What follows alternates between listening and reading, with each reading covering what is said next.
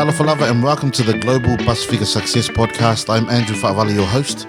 Every week I'll be chatting with successful Pacific people from across the globe, unpacking their stories and more importantly, picking out insights, lessons and golden nuggets you can use to live your best life too.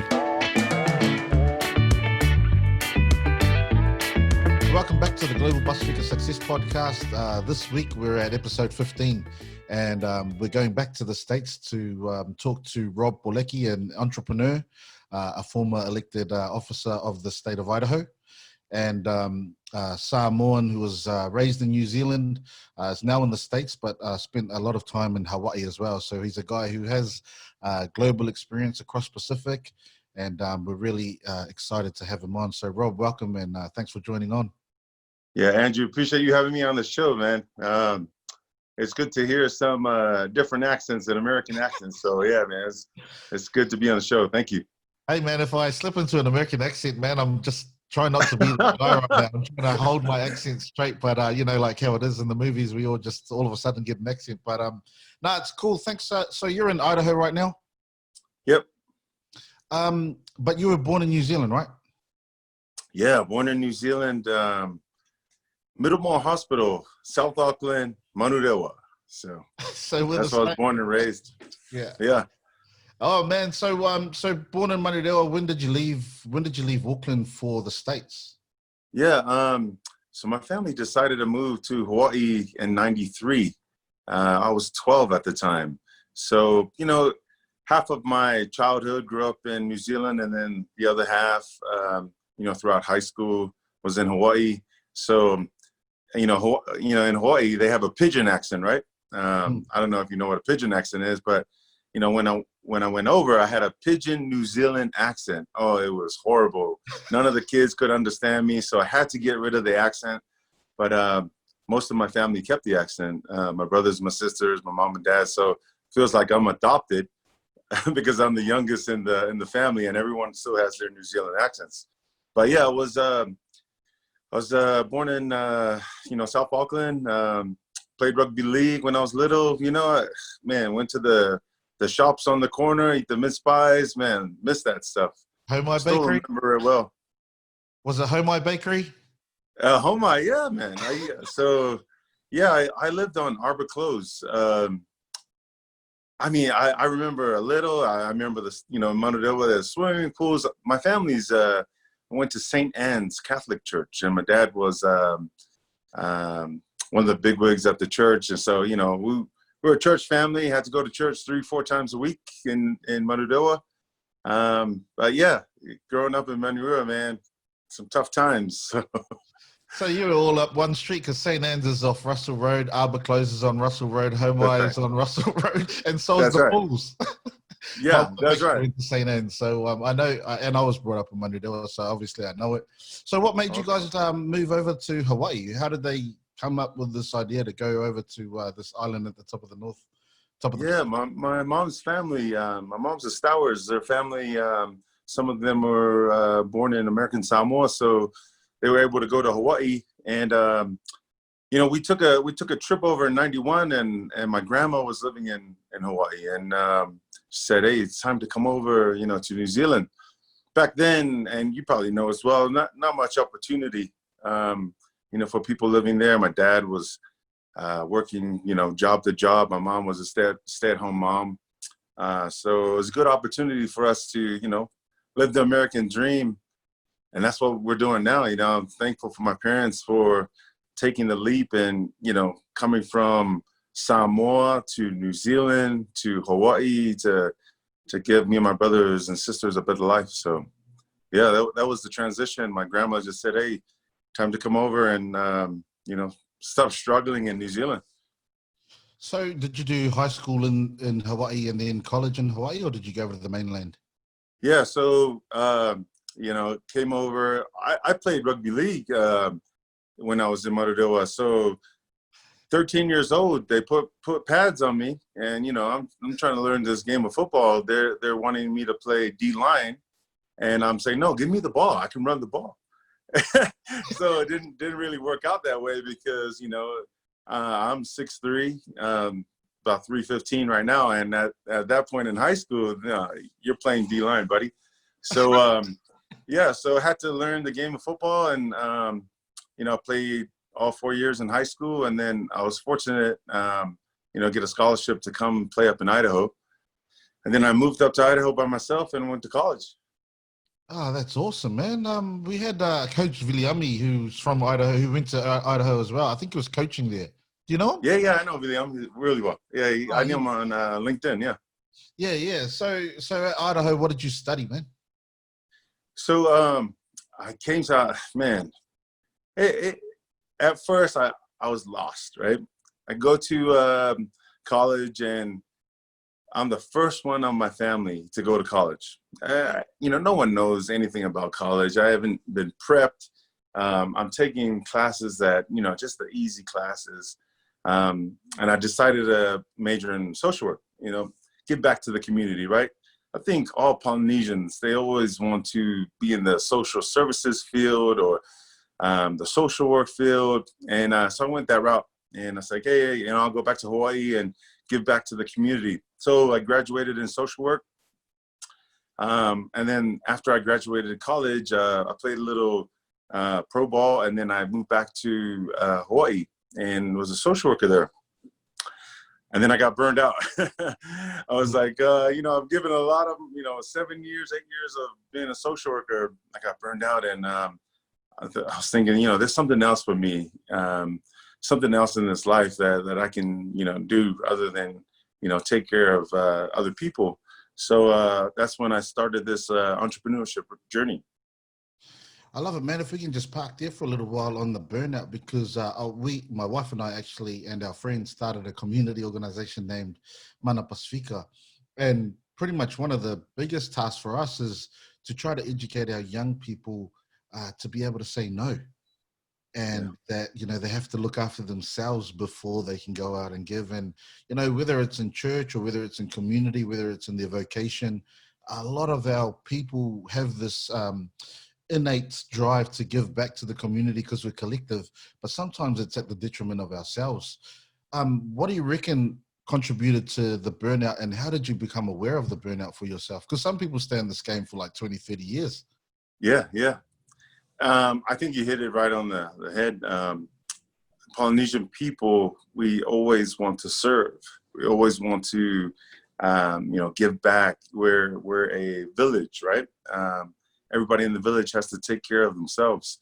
So I think that's why we lean towards those types of degrees, is because that's what we know. You know, when we grow up, the village takes care of the village, right? So, you know, 7, 8 years in the social work career, and I'm taking the work home. I used to work with homeless veterans, substance abuse and mental health issues. Some young guys too, you know, coming from Iraq, Afghanistan, and these guys had PTSD. You know, they would tell me some things that they went through in Iraq. And, you know, at 21 years old, seeing dead bodies and, you know, killing people, that's tough. And even though I didn't go through that kind of stuff, I kind of took that home with me. You know, I was always worried about these guys on the street overdosing. You know, they were taking all kinds of, you know, alcoholics. They're taking, you know, medication so that they can forget about what they did in Iraq. So I was taking that home with me. I was getting calls late at night. I was going out searching for guys, and, you know, my health started to deteriorate as well, my mental health. So I kind of found out when I wasn't interested in going back to work. There was a point where, you know, I just didn't want to go back to work. So I just started exploring in other things. And yeah, for me, it was, I kind of knew mentally I couldn't take it anymore. So I it's like, I'm done. I drop out, man. I quit. That's all I got. Yeah, man, they call that vicarious trauma, eh? And they say that, you know, you take on the trauma that other people explain to you, and then your flame burns dim, and then it burns out. And you know, you start off really passionate, and then you can't get up and go to work. Man, so what a big pivot then for going to, you know, a community sector kind of role, and then jumping into entrepreneurship. Did it go straight into entrepreneurship, or what was the transition out of community? Yeah, I was always doing something on the side. You know, I always had a side hustle. My parents, you know, we moved from Hawaii with suitcases. That's all we had, suitcases of clothes. And so since then, my parents just had to hustle to try to pay for the bills, right? We moved into like the ghettos of Hawaii, subsidized housing. And, you know, my dad was working long hours to get us out of there.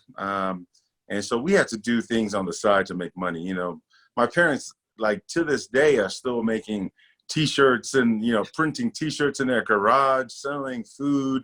You know, it's just in us to do it. Like, you can't sit down, you got to go do something, right?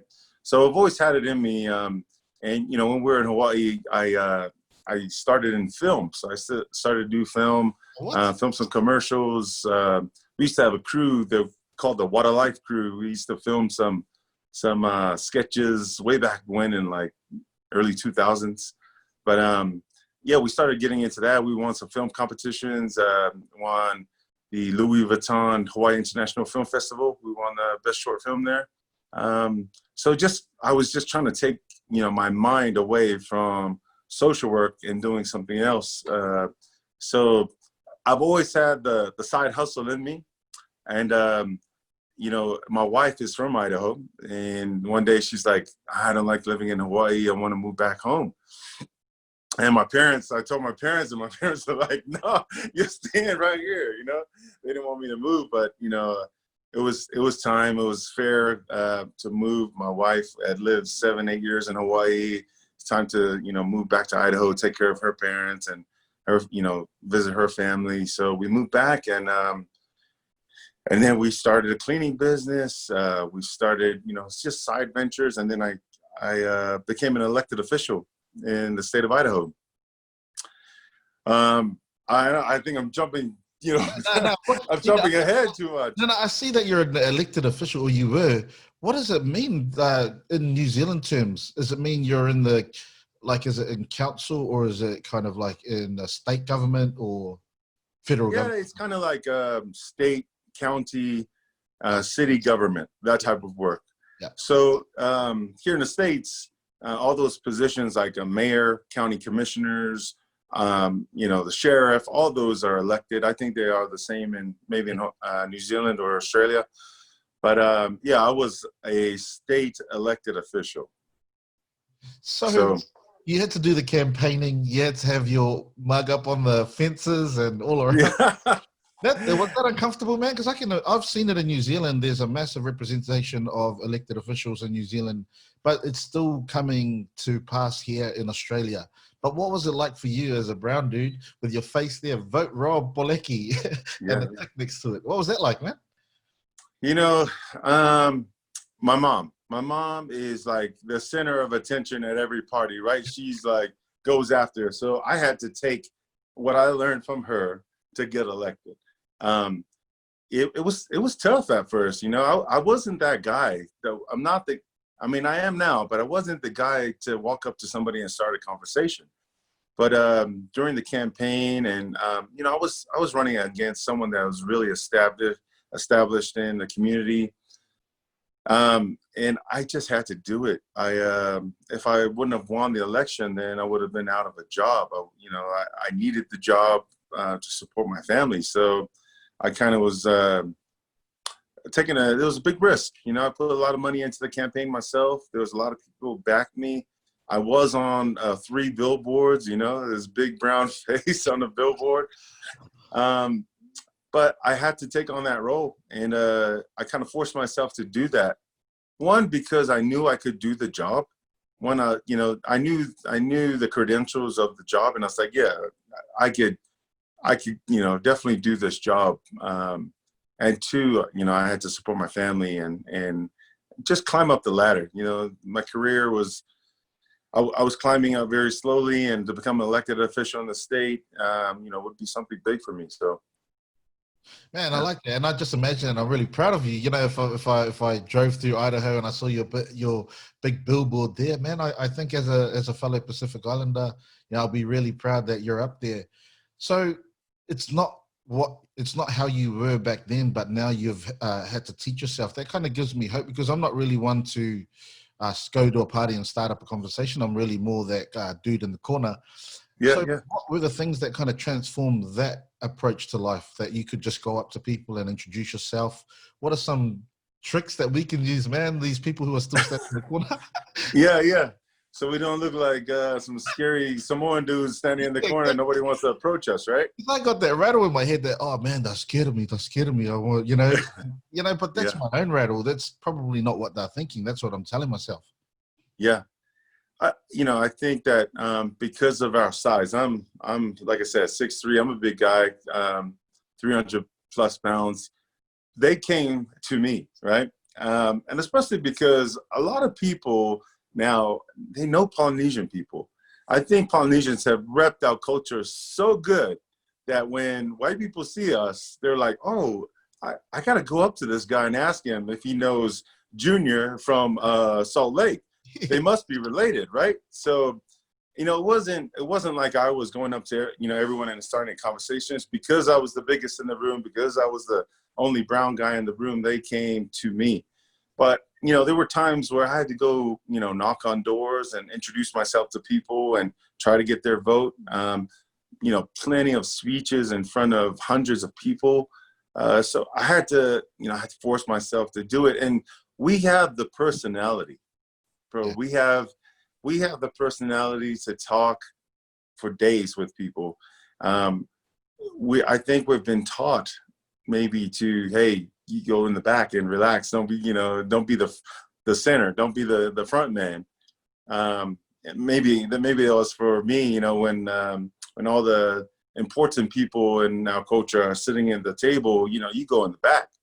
And maybe that's what we were taught. And that's what we do socially as well. But I had to just force myself.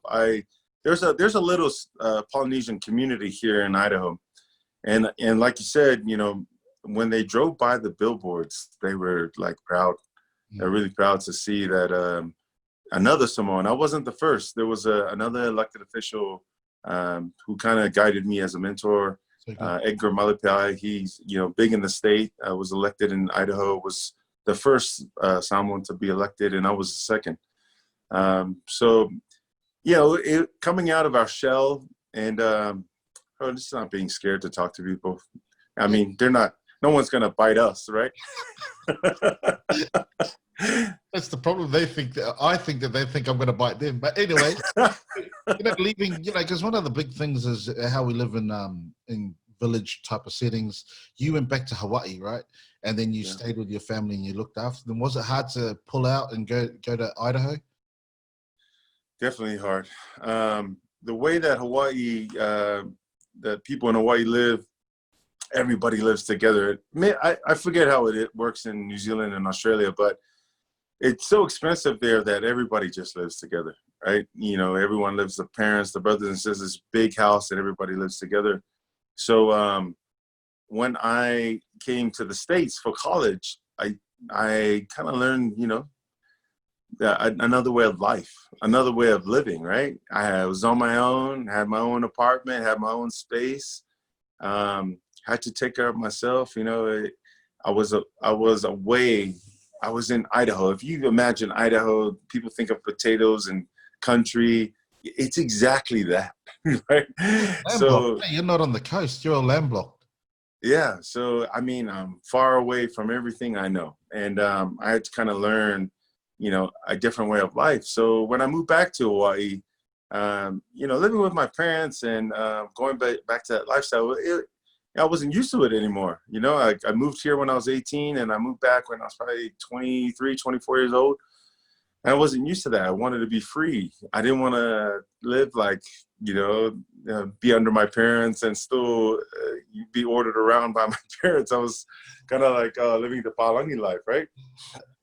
But it was definitely hard, especially my wife, bringing my wife over. She, she's white, and getting accustomed to the culture was tough for her, at first. But as she found out that, we all take care of each other, it's not just give, we get back, she started to love the culture. So it was tough breaking out that shell altogether with, talking to people, to living different lifestyles, to, you know, becoming an elected official. I mean, I had to break out of that shell. So elected official, man, let's just stay here for a little while, and then I really want to jump into WASHIE because I'm amazed at the story. I've been watching it on LinkedIn. Massive fan of what you're doing, and I'm a massive fan of your personal branding too. But as an elected official, you obviously have to, you know, do public speaking. You have to go out and meet different people. What was that lifestyle like for you? It was tough on my family. I was away a lot, and I had to prep myself to speak good English, right? You got the way that when I get into this role, I kind of change, right? I need to be more professional when I get into someone that people are looking for. They're looking for hope. They're looking for me to guide them. I had to change, you know, the way I talk, the way I, you know, just the way I did things. I used to be that guy, and on the last podcast I was on, I told them I used to be that guy wearing slippers, basketball shorts, the New York baseball cap, and the long white tee, and I had to change that because it didn't match, you know, that seat that I held. You know, I had to change the way I talk to people. And I had to change it too because of the career path that I was going through. In order for me to climb the ladder, to make more money, to be successful, you know, that change had to happen. So yeah, going out and prepping myself at night before I went, you know, to speak to a large group of people, going to different elected officials, and you know, it was tough. It was tough. It was definitely tough. So preparing yourself and creating change because of the seat you held and the profile you had, how did that sit comfortably with you? And are you comfortable with that change? And with the need to like change the way you dress, etc.? Yeah. You know, when I go home, I'm back to the basketball shorts. When I go home and I'm comfortable with my family, you know, I go back. But, you know, I think the change was good, especially for how we can level up in life, how we can live this American dream that my parents brought me here to live. If I didn't do that, then maybe I'd be, you know, working some other jobs that, you know, I wouldn't say blue collar, but hey, you know, if I didn't do that, I wouldn't level up. And my parents moved here for that, right? My parents wanted me to become a successful person, wanted me to advance in life more than you know they ever had. So and I've seen things that my parents have never seen or ever dreamed of seeing. Even my brothers and sisters living this life, I've seen some things that now I see the light of how other successful people and financially, you know, free people live. So it's been a good change for me. I understand where you're coming from. I like that it's been raised because sometimes we think that, you know, and I'm one of these dudes. I've always been in those clothes, you know, even for really formal functions. I'm still wearing like Vans, but I have been thinking about it as well, and I've been thinking about it's not a sellout. It's just trying to progress, and I think sometimes we can get stuck in saying, "Oh, I'm going to keep it real. I'm going to be me." But yeah, like you say, the motivations of our parents to migrate and to move was for us to move as well. And it doesn't mean you're selling out. It means you're moving and you're progressing, you're advancing, and you're understanding that we live in a different system and being able to play that.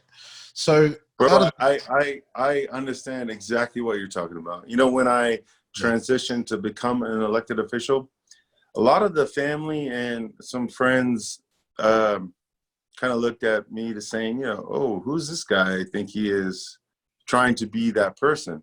Mm. because I wasn't that person back when I was younger. I wasn't, I was never even close to this kind of person. And something clicked, something clicked in me. There were some things that happened that made me say, hey, why am I wasting my life going out on the weekend and drinking, getting, hammered, wasting my life doing this kind of stuff? And I was younger, I was still in early 20s. If I would have figured that out earlier, then I would have been living the on the house on the hill and, that life already. Mm-hmm. But I've taken a late start, and, the people that kind of looked at me and said, oh, he's not going to make it as an elected official, he's not going to win, were some close people to me. It kind of hurt. I found out through the grapevine, these people are talking. And I think a lot of Polynesian people go through that because they don't see themselves in those positions or accomplishing those things. And at that point, I say, you know what? This isn't for them. This is for me and my family. That's awesome. This is for me and my wife and my 3 kids at the time, for me to get a better life, and then for me to take care of my parents eventually.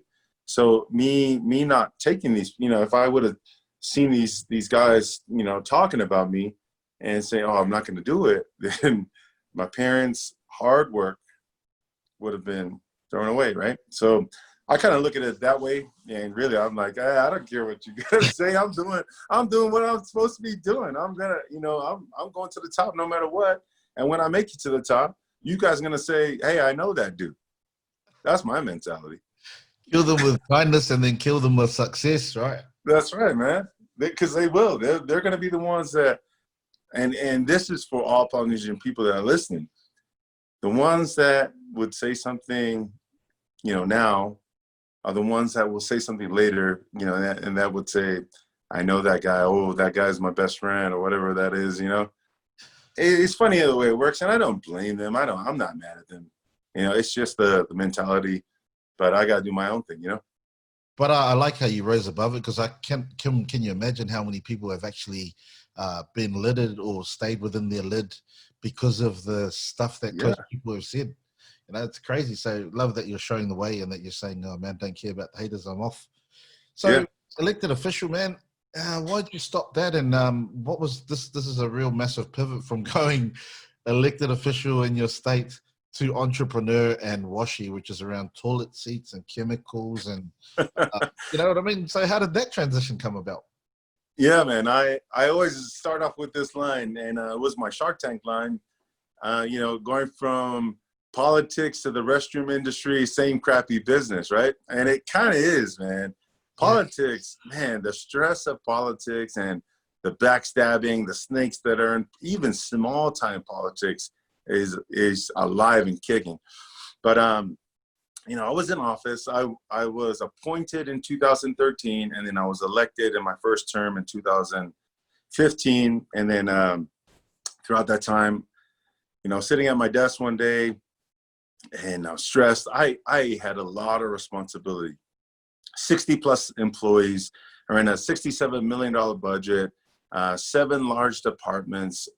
My name was on everything. The court systems I ran, elections I ran. I just had a lot of responsibility. So yeah, going from social work and then going into this, I mean, what was I thinking, right? But I was sitting at my desk one day, and I was going down the list of ideas, the tons and tons of pages of ideas I have, and I was like, I need to do something else.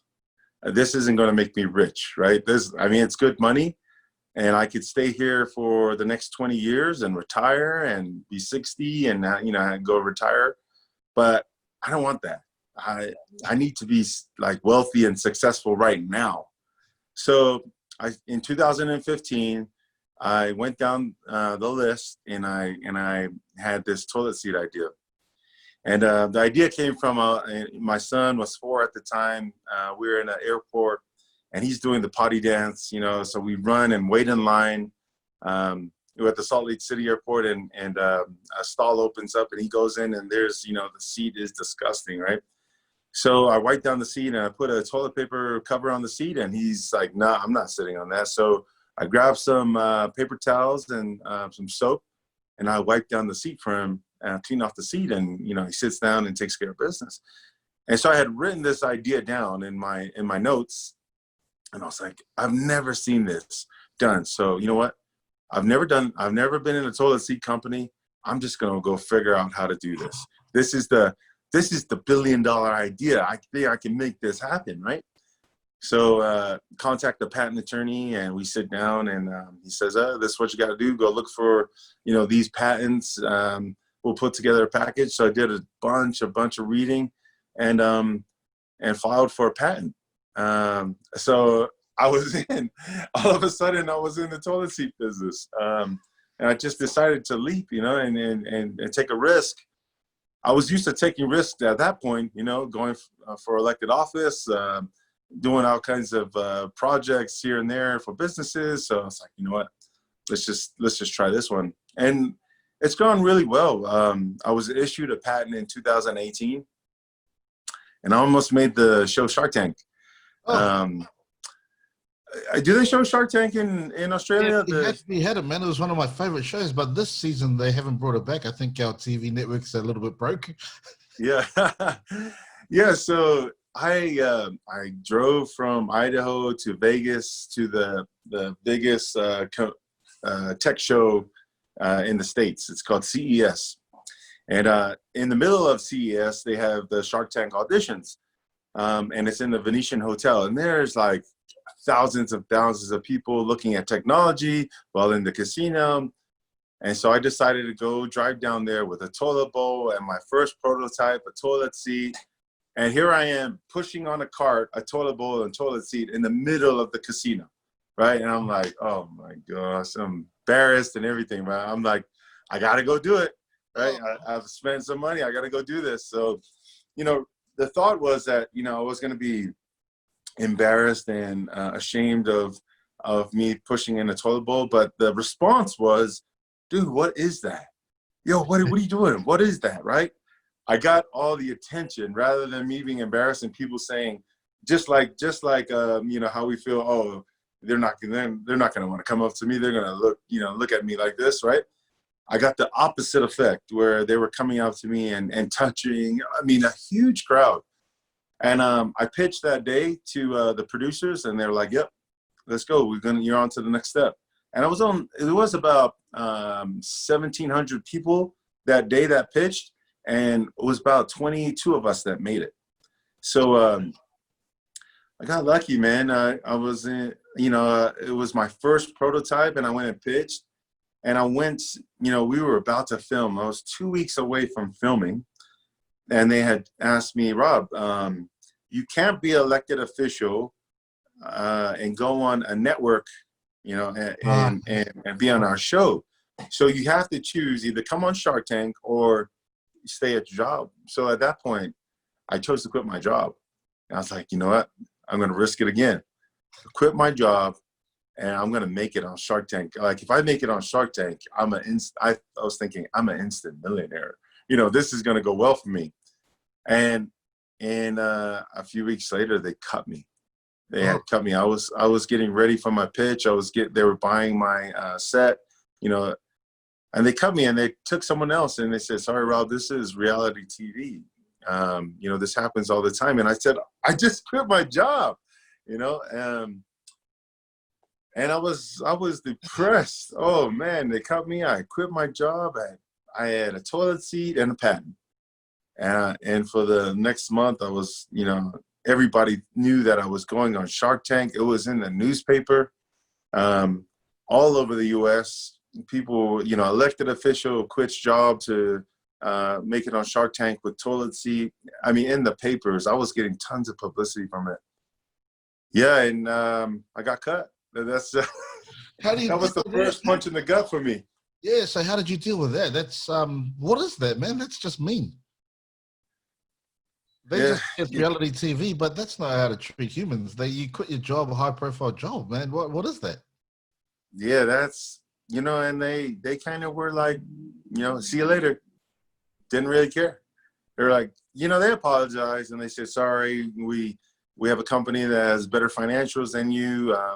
You know, far in their company, like 3 or 4 years into their company, they're bringing in revenue. At that point, I just had an idea, a prototype, a patent. You know, I hadn't sold anything, and they just let me go. Like, just kicked me to the curb, man. I was feeling it, man. But you know, from that, and I tell this, I'm like, now I'm so glad that I did not go on that show, because they would have took 80–90% of the company, and I probably would have said yes, just because I was on TV.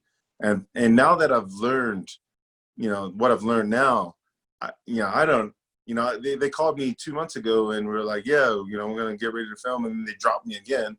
So now that I've, you know, what I've learned, I would never even give them, you know, 20 or 30% of the company, because I know how much it is worth. So things happen for a reason, you know. Those punches in the gut, that especially that first punch in the gut that I was hoping, you know, for this big dream to happen, and it didn't happen, you know, prepared me for all the bumps in the road that I've been going through on this journey. Yeah, because you dodged the bullet, really, because you hadn't had any validation in the market, you hadn't sold any products, so then they would have valued you low, and then asked for heaps of equity. And so, yeah. And now you're here, you're at a higher valuation, you're still in the game, you're making sales, and you know, now the power and balance is on your side. So Yeah, even if I went on the show, like if I made it, I probably would just go for publicity and not even make a deal. But I mean, if it was the right deal, I would. But you know, at this point, I really don't need them. So. Yeah. So where's the business at, man? Can we get a little bit of detail about where the business is at and how sales are going? Yeah. So we actually launched our company in September. Our toilet seats will come out in September, but we had to pivot. There were some delays in China. Our manufacturing is done in China. I mean, all manufacturing is done in China. I made a trip over in January of 2019, my first trip to China. Went and saw the whole deal, man. It was one of the best trips of my life. Opened my eyes to what you can do and what you can accomplish through products and manufacturing. Any idea that you can have, they can make it, right? You just have to execute on that idea. So there was some delays in manufacturing for us for our toilet seat, and that's our feature product. So we had to transition into our sanitizer and also a toilet seat spray that's coming out for places that don't have a WASHIE, and you know, women want to spray down the seat to make sure that it's clean. So sales have been going really well for our sanitizer. We didn't go the traditional route of using Facebook and Instagram ads. Facebook and Instagram have blocked any PPE advertisements. So we've gone the influencer route, and we're targeting moms and children. That's our demographics, and so we went after influencer moms, and they've been selling a lot of sanitizer for us. And we have a good product. You know, once moms see the sanitizer and they feel it and they touch it, it smells really good. It's not like, you know, a lot of sanitizer in the US smells like tequila. It smells bad. Yeah, and people don't want it. So ours is like kid friendly, smells like lavender. So, you know, just another lucky thing that you kind of hit me and said, we need to get into sanitizer. So even that in itself was a journey. Sourcing bottles, sourcing the spray cap, sourcing the chemical, creating labels, creating UPC codes, you know, getting a store on our website. Now we have, you know, tons and tons of sales every day. My phone, when my phone rings, it has this like money sound, you know, somebody's buying. So it's like ringing off the hook every day. I'm like, I'm making money. But, you know, even that in itself, creating a new product line and, you know, launching it, branding it, man, no sleep. You know, it's been a journey, and we're a startup company. We're bootstrapping it. We have some investors, but It's basically me and two other part-time people that are running this company right now until, until we explode and I need to hire more people. But I've tried to, do a lean startup and save money while we, take this dream on and get our product lines together. So yeah, the sanitizers come first, and so was the sanitizer a COVID inspired pivot, or was it before that? Yeah, so we let me see. So our toilet seat, we make our money on this cartridge. This cartridge goes into our toilet seat. Yeah. And it has chemical that cleans the seat. So our chemical maker, formulator, she was like, well, we're selling like 20,000 units a day of sanitizer. I'm like, oh, I need to start selling sanitizer. And it fits really well with our product line. It's, it's a part of what we do. So picked it up, spent some about 4 or 5 weeks with no sleep trying to get everything ready, and we launched it. And it's been really successful. But some of these things, a lot of the shows, and I hear it on podcasts, it has to do with luck. Man, I've been lucky. I've been really lucky. Some of these companies die, and maybe it's 50%, work and me making it happen. But I feel like a lot of luck has come on my side for some reason. Maybe my parents are praying for me every night. Yeah, but the luck has come in, been fortunate. Okay, so have you had your company valued? Yeah, so we're at a $5 million valuation. We raised over $500,000 from local investors. We're going to go to our Seed A round here soon once we launch our seats. I've kind of done things strategically. I haven't taken too much money. A lot of these companies, when they pitch, and I've been at all kinds of pitching where tons and tons of companies are pitching in a day, and I'm one of them. And I come out, best pitch of the day. They love my presentation, they love my product, and our financials always come back because we don't have real solid financials. But I haven't taken VC money. Because I've been scared of the stories that VC actually crush companies because how they rush companies. Yeah. I've taken money from local investors here in where I live in some in Utah. I've taken things slowly because I don't want the professional venture capitalists to come in here and try to run this company. And especially because I've taken some money from my friends, close friends of mine. And, I don't want them pushed aside later on in this journey, which I think would happen if we took VC money. So yeah, we've raised $500,000, and because of our connections and the demand of our seats, we're valued at $5 million. And once we launch our seats, it's going to skyrocket just because of what's happened with COVID. Okay, so man, that's an awesome approach. You're looking after your friends who have given you early money. If you got a venture capitalist, they'll probably be the big dog who comes and eats everyone's food. So, what's the projections? What are you aiming for in the next 3 to 5 years? Where do you think the company will head in terms of numbers? Yeah. So we are geared towards, for the toilet seat in general, we're geared towards airports, stadiums, and gas stations. Here in the U.S., those are high traffic restroom places.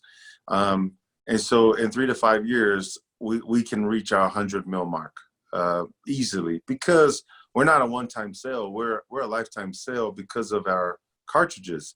We're the razor blade model, right? So we give you the seat for free, but you continually buy the cartridges from us every month, and it's our own special formula, our own special cartridge, and maybe somebody will try to copy our seat here eventually, but because of our revenue model, we'll hit the 100 mil mark within 3 to 5 years.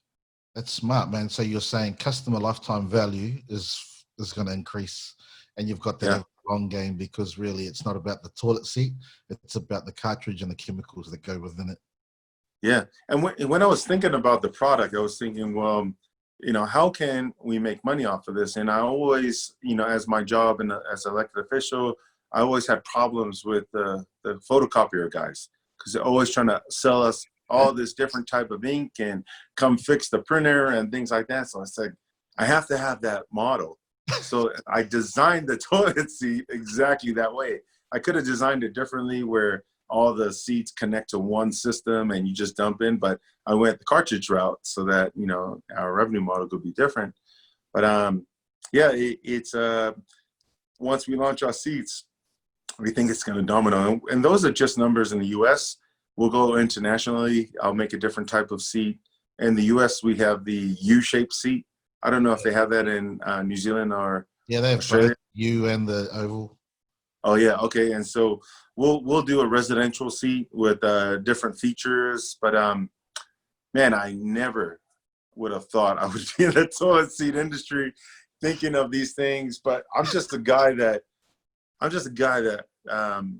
and I've always said this to myself, I can find a way to fix things or find creative ways to fix a problem. So it's not like I've desired, there was a big desire to be in toilet seats. It's like, there's a problem, I think I can fix it.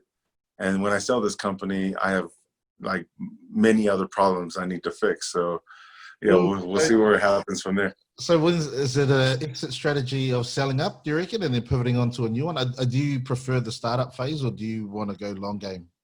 Yeah, so I told myself, and I also told my investors that if we're at a point in the company where I think my skills as a CEO have kind of gone, and I need to hire a CEO, it's that time. I'm not the person that will be stubborn and try to be in control of this company for the lifetime of the company. The idea is that we sell out in 3 to 5 years so we can get our investors their money back. Yeah. But if things go differently and we become very successful and go public, we'll make those decisions when we get to that point. But we'd like to sell in 3 to 5 years, and there's already companies that are talking about acquisition now. They just want us to launch. So there's some Fortune 500 companies that have reached out and say, "Oh, what are you guys up to?" They're always looking at our website. I can see that on LinkedIn. They're searching me all the time, and they're waiting to see what we do. So I'm really interested in this influencer marketing and marketing in general. You're really active on the LinkedIn model, or the LinkedIn platform. Yeah. How's that going for you? And how does the influencer model for the mothers work with the WASHIE sanitizer?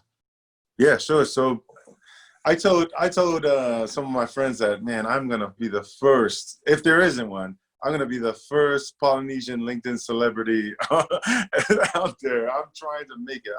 I took Gary V's advice on LinkedIn, and I post at least twice a day, find content to post. And we haven't spent much money on marketing because of the connections that I've made on LinkedIn and because people follow my journey. I figured out that people don't want to know about toilet seats. People are not interested in learning more and more about these toilet seats. People are interested in learning about my journey. So through my journey and through all the hardships that I've gone through, I've posted on LinkedIn and other social media pages, but especially LinkedIn, and the following has come. They have reached out to me, especially some people in high places. It was a company, Squatty Potty. Company Squatty Potty. They were a huge Shark Tank company, one of Shark Tank's most successful companies, also in the toilet industry. They reached out to us and wanted a piece of the pie. But I have just been nonstop on LinkedIn, posting once or twice a day, to try to get people to, attract people that want the entrepreneur life. And it's worked. And through that, they've learned more about my products and especially my toilet seat. And so as for the mom influencers, I spent like 2 weeks trying to trick Facebook and Instagram to get my advertising on there. They've stopped all, PPE products from advertising on Facebook and Instagram. Why is that? Because there's been so much price gouging. Yeah, yeah. So, the big companies will come in and just take all the advertising dollars and price gouge, and Facebook put out an article that they don't want their consumers to, be cheated. So they stopped all of it. Face masks, sanitizer, any kind of chemical. Due to COVID, there's no advertising. They block you. So I try to figure out a different way, and so it's clicked, and I'm like, I need to get moms. Moms are the ones that will buy for them and their kids. Our sanitizer is kid friendly. Moms would love the smell, and usually they're the ones that purchase that type of product anyway. So there's a mom influencer in my town. She has probably like 600,000 followers, and I just called her. I said, listen, I got this sanitizer. Will you push it? I'll give you a kickback. I'll give your customers 15% off and give you a kickback. And she's like, sure. And it just started from there. And for a week or two, I was scared to ask. I was like, what? I'm just going to ask. I'm just going to go ask her and see what she says. And she was like, yeah, I got you, Rob. I'll do it for you. And she's been selling like crazy. Yeah, so I reached out, and I've been reaching out to like 20 to 30 mom influencers every week, and I've been getting denied. They don't even read my messages, but maybe 2 out of 15 respond. So now we have about 6 influencers on, and they're selling the products, and I'll continue to reach out. The influencers group, their friends are starting to pick up, and yeah, it's kind of like going like wildfire now. Man, I'm just really impressed by the way that you've gotten around. Yeah, because the algorithm is tough for anyone, but it's obviously, closed down on PPE. Yeah. But you've come up with another solution. You've sidestepped your way around it, and you've come up trumps. But man, what kind of advice would you give for budding entrepreneurs, budding Pacific entrepreneurs? Advice as towards products or advertising. What do you mean? Advice about pretty much leaving safety and getting into and being, not being risk averse and jumping into your destiny. You're selling toilet seats. Did you ever think that you would be selling toilet seats? Yeah. You're not selling toilet seats, but you're selling toilet seats. Yeah. Man. Especially like, going into politics, if you're in an elected seat, it's a place where people think of you as, think of you highly, right? And, I always saw myself as, that would be cool for me to do. And then when I thought about the toilet seat idea, I'm like, man, people are going to laugh at me. They're going to be like, what are you doing selling toilet seats? But eventually got over that. I said, you know what? Business is business. If this seat is going to make tons of money, I don't care. Business is business. And I feel like, once I am successful with this company, this is the door that opens many doors for me, because, I've taken a idea to a real product and about to launch in real places. And I think it's going to be really successful. So it opens the doors for me, but to our Polynesian people, I think the first thing, and I was talking to a couple of friends about this, who Samoan and Tongan, that we need to get out of the mindset of being a servant or being obedient when in business. And I say this a lot is because we were taught to be so respectful that when we go into our careers, and still keep some of that respect, but I change into this other person that is going to dominate. We'll take over. We'll take over everyone else's business. I'm going to be first. But I think, and maybe it's my generation. I'm almost 40. I'm 39. I was always taught to, hey, go back there, fix the food, and get out of, you know, like stay out of the big people stuff, you know, the important people stuff. Always be respectful. And I keep that, you know, when I'm at home, and I teach my kids that. But when I'm in this concrete jungle, there's no room for that. There's no room for being polite anymore. There's no room to, you know, there's room, you be respectful. People will people will see that you're an honest person and respectful person. But when it comes to business, it's like killer mode. You kill or be killed. And that's the attitude that I've taken is, and I have to dominate when I'm in business. When I was running for elected official, I have to make sure that people know I'm the man. Like I have to be that confident. We always say, Polynesian people, always be humble, you know, blah, blah, blah. And people will tell you, oh man, you're so good at, you know, rugby, or you're so good at this. It's, oh no, man, I'm not good. You know, I think I learned that from New Zealand. A lot of New Zealand people are like that. Like, just so humble, you know, and even like you're the best player on the team, you feel like, I'm not. Sometimes, you know, and I'm just talking about business.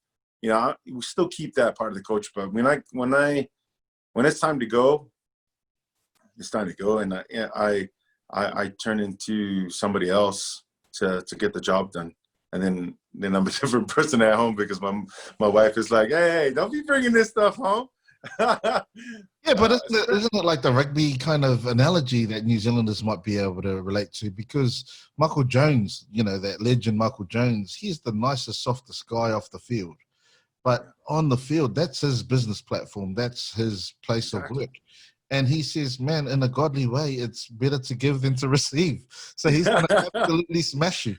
You know, so there's beast mode at work. And this is just you doing it in your sector, in your area of influence. And just like he was doing it for his family and his nation, you're doing it the same.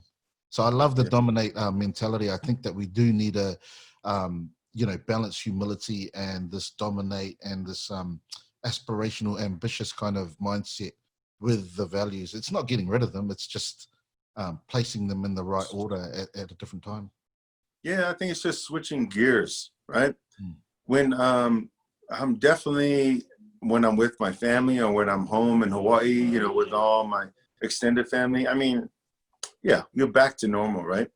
But when you come out here and people are trying to take your spot, or people are trying to get the same money that you're trying to get, it's you take a back seat and be gone, or you're gonna take that money. So, you know, the past year I've been pitching, and there's tons of companies. You know, they'll line these companies up every 15 minutes, and you have hundreds of investors in the room, and you're up 15 minutes, and once your time's up, get off the stage. You're next, and that's where I learned it.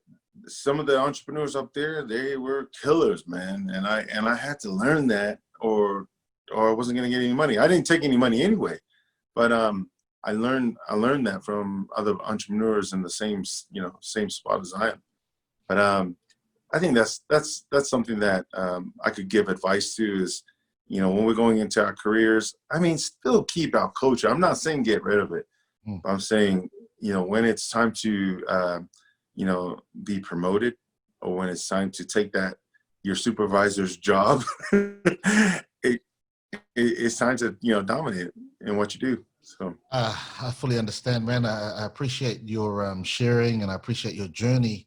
Just for a different kind of side of Rob Poleki, 3 people that you might invite to dinner, just so we can see, you know, the flavors that you might have, or the influences, or, you know, the things that you might like on a personal level. Yeah, definitely Gary V. Gary V. So I go to 2 guys, actually 3. Here's my 3 podcasts. No, actually here's my 2. Here's my 2. Gary V will be at the table. When I need business advice, I'll go search through his videos and look, you know, at his content.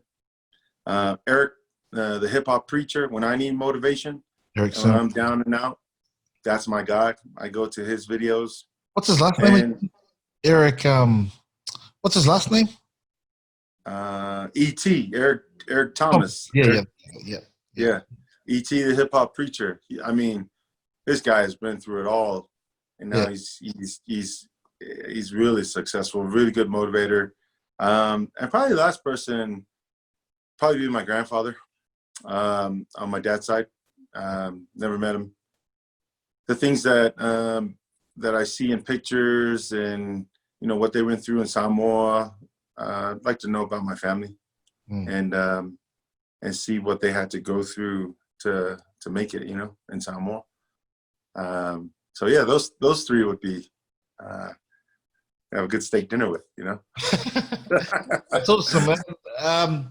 Look, man, I really appreciate it. Your journey is amazing. I've been watching you from LinkedIn, and I was supposed to kick this podcast off early last year, and I had you down as the first dude to interview, actually, because I just loved your ambition and the fact that you're out there hustling.